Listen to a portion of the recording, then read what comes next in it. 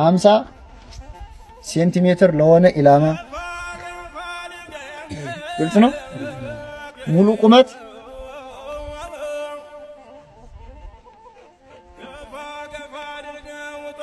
ስንት ነው? 1.7 ሜትር ለሆነ ኢላማ በስንት ሜትር ላይ ይመታል የሚለውን ይሄን መያዝ መቻል አለባችሁ።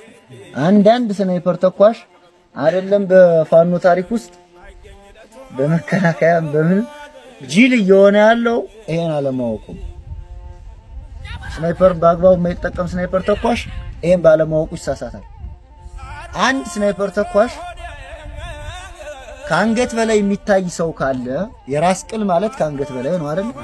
ከአንገት በላይ የሚታይ ኢላማ ከሆነ ያ ሰው 300 ሜትር ላይ ከሆነ ይመታል። ከራስ በላይ መምታት ትችላለህ። 300 ሜትርን እንዴት እናውቃለን ከተባለ